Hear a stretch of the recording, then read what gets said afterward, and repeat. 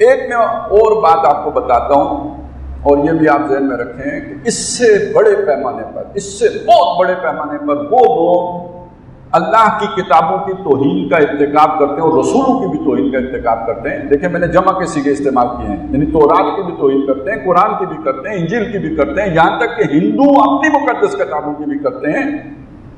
جو لوگ جادو میں کوئی مقام حاصل کرنا چاہتے ہیں، جادو کیا شے ہے، اس کی حقیقت کو سمجھ لیں۔ یہ شیطان سے دوستی کا نام ہے، جادو شیطان سے دوستی۔ جب تک آپ کی شیطان سے دوستی نہیں ہوتی آپ کا جادو مؤثر نہیں ہوتا۔ تو شیطان سے دوستی کرنے کے لیے پھر آپ کو وہ تمام ہتھ کنڈے اختیار کرنے پڑتے ہیں جو شیطانی طور طریقے ہوتے ہیں۔ آپ کو گندا رہنا ہوتا ہے، آپ پاک نہیں ہوں گے، آپ نماز نہیں پڑھیں گے، آپ اچھے کام نہیں کریں گے، آپ ہر گندا کام کریں گے میں جو بول بھی نہیں سکتا۔ اس میں ایک یہ بھی ہے کہ اللہ کی مقدس کتابوں کی توہین کریں گے اور بڑی شدید قسم کی توہین کریں گے، ناقابل بیان قسم کی توہین کریں گے، تاکہ شیطان آپ سے راضی ہو جائے کہ تو میرا بھی پیو ہے۔ پھر اس کے بعد ان کی وہ سانجھے داری چلتی ہے، اور یہ کس درجے میں ہوتا ہے میں آپ کو صرف پاکستان کی بات بتاتا ہوں۔ ایک صاحب ہیں اسی علاقے میں کہیں رہتے ہیں، آگے پیچھے مجھ سے ملنے بھی آئے تھے، ایک سے زیادہ دفعہ ملے ہیں مجھے۔ وہ یہ بتا رہے تھے، وہ اللہ تعالیٰ نے ان کے دل میں یہ بات ڈال دی ہے کہ وہ انہی لوگوں کا پیچھا کرتے ہیں جو اس طرح کی توہین کا ارتکاب کرتے ہیں، وہ جو نبی صلی اللہ علیہ وسلم کی ہو، قرآن کی ہو، اور کتابوں کی بھی ہوتی ہے۔ میں ساری تفصیلات اس وقت تک نہیں بتا سکتا، موٹی بات آپ کو بتاتا ہوں۔ انہوں نے یہ بتایا کہ 2019 میں 4 لوگوں نے فیس بک کے اوپر ایک گروپ بنایا جس میں وہ مل کر توہین کا ارتکاب کرتے تھے۔ 2022 تک بقول ان کے انہوں نے چاروں کے چاروں پکڑوا دیے۔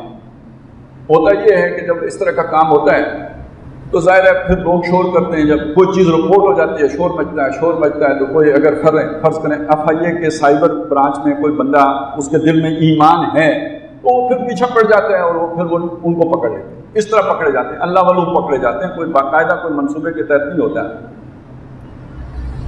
تو وہ بتا رہے تھے کہ 2022 میں وہ چاروں کے چاروں پکڑے گئے، لیکن انہوں نے مجھے بتایا کہ وہ جو 4 آدمیوں نے گروپ بنایا تھا نا، آج اس گروپ میں 32,000 لوگ ہیں۔ 4 کو پکڑ لیے، 32,000 کو کون پکڑے گا؟ تو جب آپ 32,000 کو پکڑیں گے تو وہ 32 لاکھ بن چکے ہوں گے۔ آپ کو سمجھ آئی میری بات کی؟ اور اس میں ایک بات سمجھ لیں، اس میں کوئی تخصیص نہیں ہے کہ قرآن مجید کی ہوگی۔ جو انہوں نے معلومات دی ہیں حیران کن ہے کہ جو شیعہ ہوگا اس سے اہل بیت کی توہین کروائی جائے گی،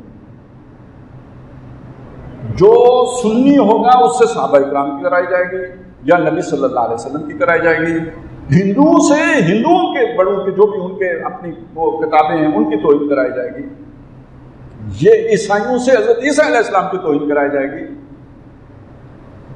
آپ اب شیطانی اس سارے دھندے کو سمجھیں، یعنی اگر آپ نے جادو سیکھنا ہے اور آگے بڑھنا ہے تو جس کے تقدس ہے آپ کے دل میں اس کی توہین کیے بغیر آگے آپ نہیں بڑھ سکیں گے۔